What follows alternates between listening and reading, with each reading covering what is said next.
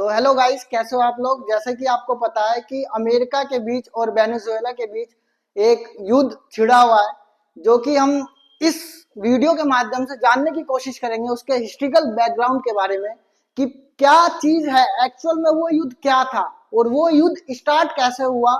दुनिया का सबसे तेज या सबसे ज्यादा तेल रखने वाला देश वेनेजुएला, क्या है उसकी सच्चाई, और जानने की कोशिश करेंगे क्या अमेरिका ने वास्तव में हिस्ट्रिकल बैकग्राउंड के पीछे या हिस्ट्री में कभी युद्ध करा था उससे, या ये देखने के लिए मिलेगा इसके अंदर क्या अमेरिका ने युद्ध की नीति बनाकर क्या उस पर हमला करने की कोशिश करी थी और कब करी थी, अगर करी भी थी तो कब करी थी और कैसे करी थी। ये सारी चीजें हम जानने की कोशिश करेंगे अपने इतिहास के टाइम पीरियड के अंदर, इतिहास के समय में।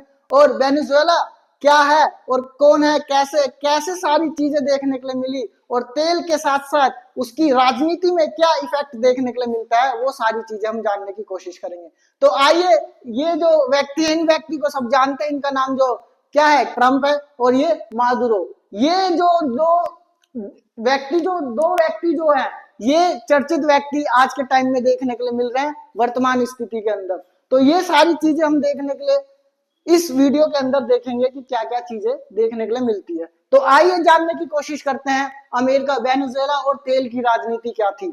अमेरिका के अंदर वेनेजुएला जो है और उसकी तेल की राजनीति क्या थी, ये जानने की कोशिश करेंगे। क्या जानने की कोशिश करेंगे कि तेल का सबसे बड़ा जो देश है वो कौन है, वेनेजुएला है पूरे विश्व के अंदर। और ये जानने की कोशिश करेंगे कि तेल भंडार का सबसे बड़ा देश कौन है, वेनेजुएला है। आइए, इसकी राजनीति जो है, हिस्ट्रिकल बैकग्राउंड जो है, इतिहास के समय से चलती हुई ये लड़ाई आज देखने के लिए मिलती है। तो 1950 से लेकर 1990 तक अमेरिका और वेनेजुएला के जो संबंध है, राजनीतिक संबंध है, वो किस प्रकार से रुख मोड़ते हैं, आइए जानने की कोशिश करते हैं। तो जानते हैं अमेरिका की तेल कंपनी वहां पर क्या करती थी, काम करती थी, कहां पर, वेनेजुएला के अंदर काम करती थी। और ये देखने को मिला कि अमेरिका की कंपनी काम करती थी और कंपनी ने क्या करा, वहां पर सत्ता चलाने के लिए अपना फायदा उठाने की कोशिश करी, और सरकारें अमेरिका के अनुकूल रहती थी। वहां पर तेल का माध्यम, एक कंपनी का माध्यम बस ये नहीं था कि वहां पर क्या करना है कि हमें कंपनी स्थापित करनी है, वहां पर यह माध्यम था कि हमें सत्ता भी स्थापित करनी है। तो तेल का फायदा बाहर तो जाता जाता था, लेकिन अंदर ही राजनीति के अंदर देखने के लिए मिलती थी अमेरिका। और फिर उसके बाद क्या हुआ, उसके बाद देखने को मिलता है एक व्यक्ति जो कि 1999 के आसपास देखने को मिलता है, जो कि राष्ट्रपति बनता है, कहां का, वेनेजुएला का। और यहाँ पर देखा, हुगो चावेज करके एक व्यक्ति होते हैं, वो राष्ट्रपति बनते हैं। और यहाँ से सारी आकस्मिक जो राजनीति है ये आपस में चलती हुई आती है अमेरिका, और यहाँ से स्टार्ट होती है किसकी, अमेरिका और वेनेजुएला की, ठीक है। तो आइए हम जानते हैं इसके बाद क्या क्या चीजें हुई और कैसे कैसे चीजें हुई, जानने की कोशिश करते हैं। तो इसके अंदर देखने के लिए मिला 1999 में हुगो चावेज जो राष्ट्रपति बने, कहाँ के, वेनेजुएला के।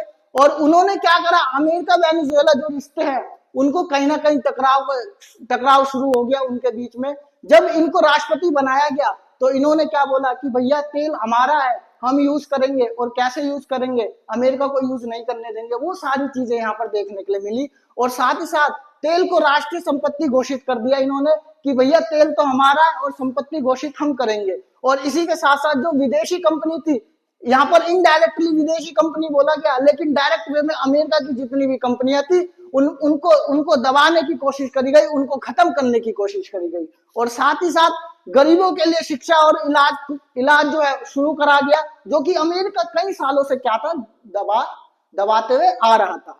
तो यहाँ पर अमेरिका को खुलकर इन्होंने क्या करा, चुनौती दी और अपने पावर को एकजुट करने की कोशिश करी। और राजनीतिक रूप से ये क्या देखने के लिए मिले यहाँ पर, ठीक है, इन्होंने गवर्नमेंट जो है सोशलिज्म गवर्नमेंट को अपनाने की कोशिश करी, जो कि अमेरिका के बिल्कुल विपरीत देखने के लिए मिलती है।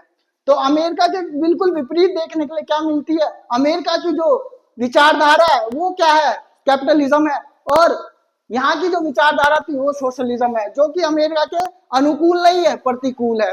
तो ये सारी चीज जो है इसके अंदर देखने के लिए मिलती है। फिर उसके बाद आता है जो अमेरिका के कैपिटलिज्म जो मॉडल है, अभी मैंने बताया खिलाफ थी, कैपिटलिज्म मॉडल जो है उसके खिलाफ देखने के लिए मिली।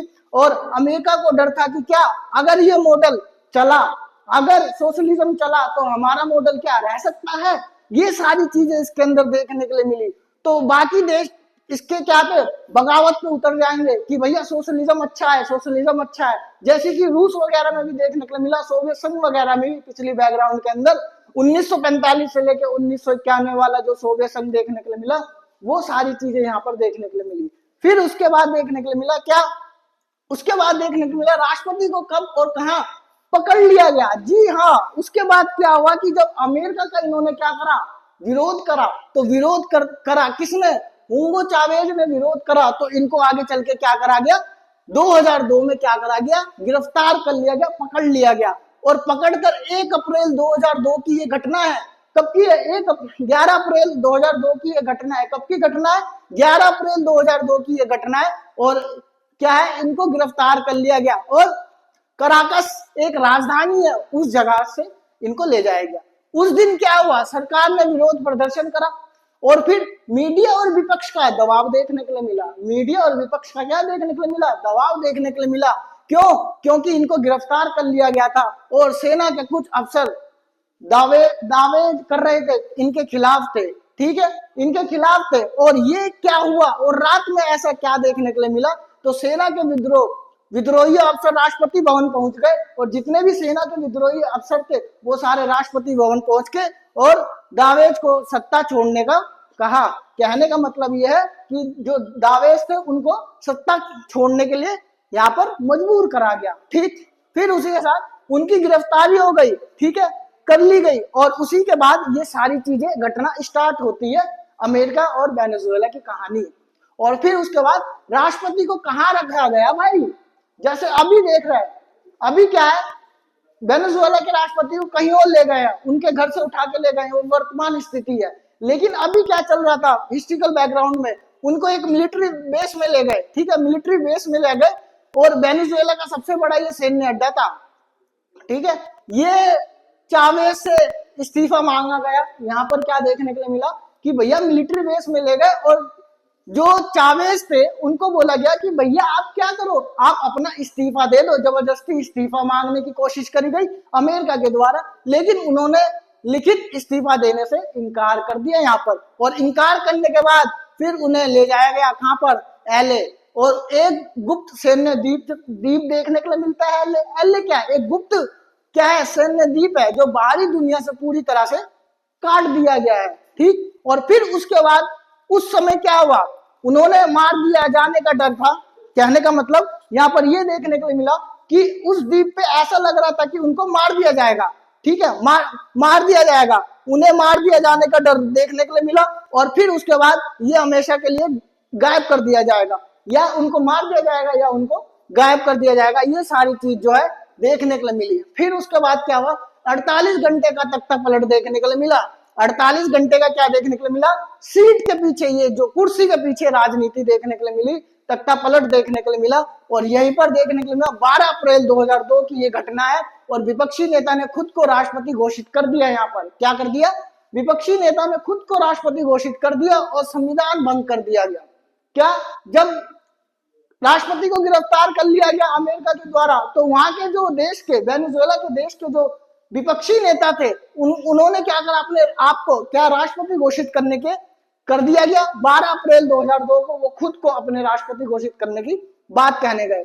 लेकिन यहाँ क्या देखने को मिला, लेकिन लाखों लोग सड़क पर उतर आए उनके खिलाफ, जो कि विपक्षी नेता थे। और सेना का बड़ा हिस्सा दावेज के साथ था। क्यों था, क्योंकि दावेज जो थे वो पुराने सैनिक थे, अफसर थे, सैनिक अफसर थे, इसलिए उनके साथ देखने के लिए मिला कौन, सैन्य संगठन, ठीक है, सैन्य मतलब सैनिक।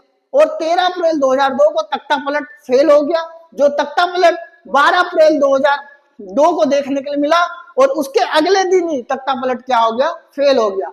दावेज वापस लाए गए, दावेज को वापस बुलाया गया। जनता ने इतना प्रोटेस्टन करा, इतना क्या देखने के लिए मिला, प्रोटेस्ट देखने के लिए मिला कि भैया दावेज को जो है वो वापस लाया गया, चावेज को जो है वो वापस लाया गया। और चावेज जो है वो वापस आए।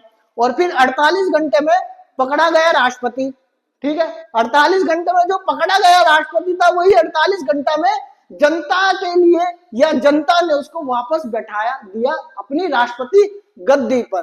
ठीक है, ये सारी चीजें घटना जो है हिस्ट्रिकल बैकग्राउंड है। और फिर उसके बाद क्या देखने को मिला, क्या अमेरिका शामिल था इसके अंदर? अब बात आ रही है क्या भैया राष्ट्रपति को जो उठाने में जो भूमिका थी, क्या वो अमेरिका की थी? तो आइए जानने की कोशिश करते हैं। अमेरिका ने कहा हम शामिल नहीं थे भाई। अब फॉर एग्जाम्पल चोर चोरी करेगा, ये थोड़ी ना बोला कि चोरी मैंने करी है। तो चोर चोरी करेगा तो ये तो नहीं बोलेगा चोरी भाई मैंने करी है। तो वही देखने के लिए मिला, क्या हम शामिल थे? हम शामिल नहीं थे भाई, अमेरिका ने साफ साफ बोला। लेकिन नई सरकार को तुरंत क्या कर दिया गया, रिऑर्गेनाइज किया गया। ठीक है, रिऑर्गेनाइज करा गया, दोबारा से देखने के लिए मिला। और CIA को पहले से क्या जानकारी थी, किस चीज की, कि भैया ये सारा जो है USA के द्वारा देखने के लिए मिला है। राजनीति रूप से इसे कहा जाता है। ठीक है, और फिर उसके बाद क्या देखने के लिए मिला, उसके बाद चावेज की मौत और सिस्टम का टूटना यहां से देखने के लिए मिलती है अमेरिका का वर्चस्व। 2013 में चावेज की मौत हो जाती है और सत्ता आती है ना। निकोलस देखने के लिए मिलते हैं के हाथों में। सत्ता किसके में आती है? निकोलस मादुरो, जो कि ये व्यक्ति है। निकोलस मादुरो के क्या आती है? हाथों में सत्ता आती है। और ये निकोलस मादुरो अभी गिरफ्तार करा गया है। ठीक है, तो वही चीज अभी अब धीरे धीरे हम क्या किस पे आ रहे हैं, अब धीरे धीरे हम प्रेजेंट पे आ रहे हैं। अभी हिस्ट्रिकल बैकग्राउंड, इतिहास को हम निचोड़ते हुए अब हम वर्तमान समय में आ रहे हैं। तो निकोलस मादुरो को सत्ता आई कब? 2013 में। ठीक है, जब चावेज की मौत हो गई थी। और फिर समस्या क्या देखने को मिली, तेल के दाम गिर गए, तेल पूरी तरह से गिर गया, गलत आर्थिक नीतियां, भ्रष्टाचार, और फिर उसके बाद उत्पादन गिरा। ये सारी चीजें यहाँ पर क्या है देखने के लिए मिली। और लेकिन यहीं से अमेरिका का अलग कदम शुरू होता है। और यहीं से अमेरिका ने एक रुख मोड़ा और अमेरिका ने अपना फायदा देखने के लिए, मादुरो जो थे राष्ट्रपति बने थे, यहीं से देखने के लिए मिला अपना इकोनॉमी। बिना गोली की जंग क्या है? बिना गोली की जंग क्या है? अमेरिका ने बोला तेल बेचने पर रोक, फिर बैंकिंग सिस्टम से बाहर किया।